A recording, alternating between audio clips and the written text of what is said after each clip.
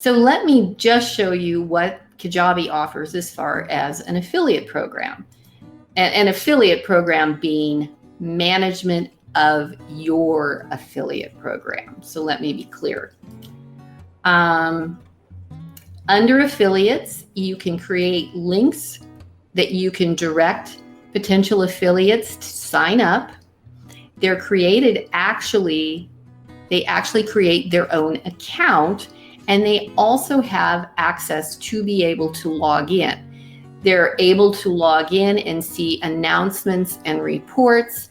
This would be important if, for example, you wanted to make available to them some of your assets. Like I showed you in Digital Course Academy, we had all of those assets available to us that we could use to give to our affiliates to be able to assist them in their marketing.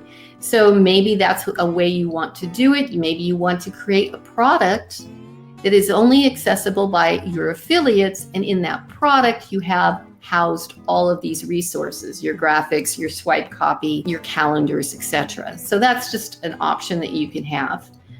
You then have share links that you can create, and each affiliate will have a unique link.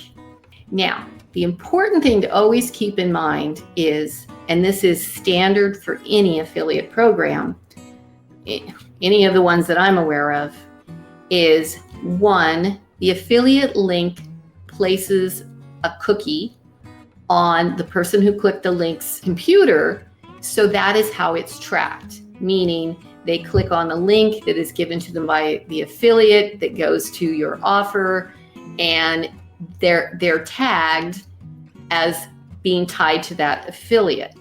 Those cookies are typically only active for 30 days. So maybe you don't want your affiliates promoting too soon, because if the 30 days is outside the purchase period and people decide to wait to the last minute to purchase, they may not get credit.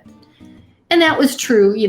All the affiliate links that I was given for DCA were within a 30-day window. The other thing is that occasionally the second link, so let's say they clicked on a link to go to a webinar registration for your program that your affiliate shared with them, but then they clicked on another link from another affiliate to go to the sales page. That second link is the one that's going to be credited for the sale. So that kind of sucks, but that's kind of the way affiliate marketing works, just letting you know. Now, you can generate your reports in here so you can see how many clicks, form submissions, conversions, etc. This is where you would share announcements for your affiliates and track the transactions. Of course, I don't have any transactions in here because this is just my demo site.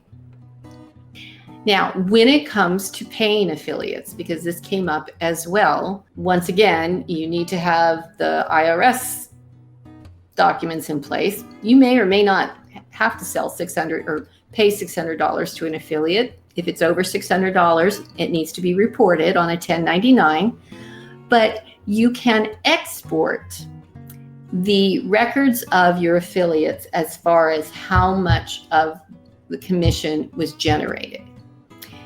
Now, paying them, most people pay through PayPal, and PayPal has something called a mass pay option. I do believe they just recently changed the name, and I just found this out yesterday, and I can't remember what the other name is. But if you look under mass pay and PayPal, and then they will give you a specific format that you can upload a report, and it includes email address, the dollar amount that you want to pay them, and what currency that payment should be made in. So it's the individual's email address, the dollar amount, and USD if it's paid in United States dollars. You can upload that file to PayPal. Then obviously, as PayPal pointed out, you need to have money in the account that you have linked to it to cover the payments, and it will then distribute and pay out all of the commissions.